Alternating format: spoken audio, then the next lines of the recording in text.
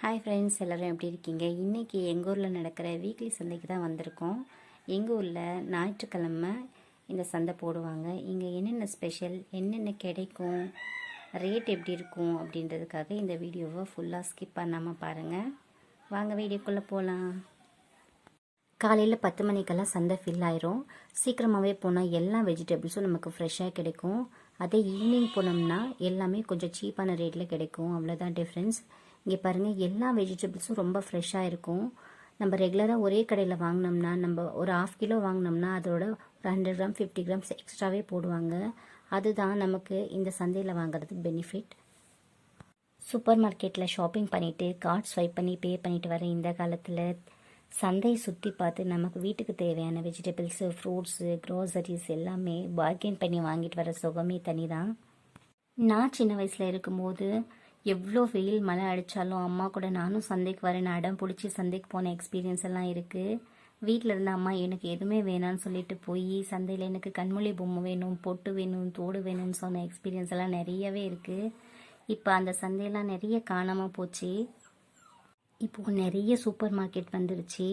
அப்போல்லாம் 100 ரூபாய் எடுத்துகிட்டு போய் பேக் ஃபுல்லாக திங்ஸ் வாங்கிட்டு வந்தாங்க. இப்போது 1000 ரூபாய் எடுத்து போனாலும் பத்துறதில்ல. இப்போ நிறைய ஆன்லைன் வந்ததுனால எல்லாமே டோர் டெலிவரி கிடைக்கிது. அதனால் இந்த சந்தையெல்லாம் மாயமாக இருக்குதுன்னு தான் நான் சொல்லுவேன். நாங்கள்லாம் அம்மா சந்தைக்கு போயிட்டு என்ன வாங்கிட்டு வருவாங்கன்னு வெயிட் பண்ணிகிட்டு இருப்போம். பட் இப்போ இருக்க குழந்தைங்களுக்கு நம்ம எது வாங்கி கொடுத்தாலும் அந்த ஹாப்பினஸ் இருக்கிறதே இல்லை. அவங்க எது வாங்கி கொடுத்தாலும் சாட்டிஸ்ஃபை ஆகிறதே இல்லை.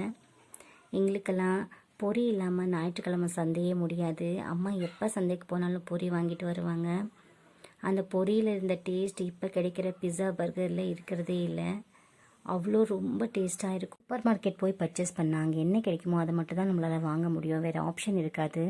ஆனால் இங்கே லோக்கலில் சந்தையில் வாங்கினா நிறைய கடைங்க இருக்கும். எங்கே வெஜிடபிள்ஸ் எல்லாம் ஃப்ரெஷ்ஷாக கிடைக்குமோ, எங்கே கம்மி ரேட்டில் கிடைக்குமோ அங்கே நம்ம வாங்கிக்கலாம். அது எவ்வளோ பெரிய நல்ல விஷயம். இங்கே பாருங்கள், தேங்காயெலாம் 100 ரூபாய்க்கு 3 விற்கிறாங்க. இப்போ தேங்காய் இருக்கிற ரேட்டுக்கு, தேங்காய் எண்ணெய் இருக்கிற ரேட்டுக்கு இதெல்லாம் ரொம்பவே வர்த்து. இப்போது கையில் ஒரு ஆண்ட்ராய்டு மொபைல் இருந்தால் போதும், எல்லாமே ஆன்லைன்லேயே ஆர்டர் பண்ணிக்கிறாங்க. நாங்கள் சின்ன வயசாக இருக்கும்போது தீபாவளி பொங்கல் வந்துச்சுன்னா சந்தைக்கு தான் வரும். இங்கே ட்ரெஸ்ஸு, செப்பல், வளையல், பொட்டு எல்லாமே கிடைக்கும். எல்லாமே ஒரே இடத்துல வாங்கிட்டு பர்ச்சேஸ் பண்ணிட்டு போவோம். ஆனால் இந்த மாதிரி சந்தைகள் இப்போ ரொம்பவே குறைஞ்சிருச்சு. இந்த சந்தையை குறையிறதுக்கு என்ன காரணம்? நீங்கள் சந்தைக்கு போன எக்ஸ்பீரியன்ஸ் ஏதாவது இருந்தால் கமெண்ட்டில் சொல்லுங்கள். அவ்வளோதான், இன்றைக்கி சந்தையோட பர்ச்சேஸ் முடிஞ்சாச்சு. லாஸ்ட்டாக பசங்களுக்கு ஐஸ்கிரீம் வாங்கிட்டு கிளம்பிட்டோம்.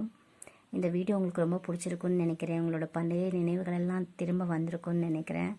தேங்க்ஸ் ஃபார் வாட்சிங். பாய், see you.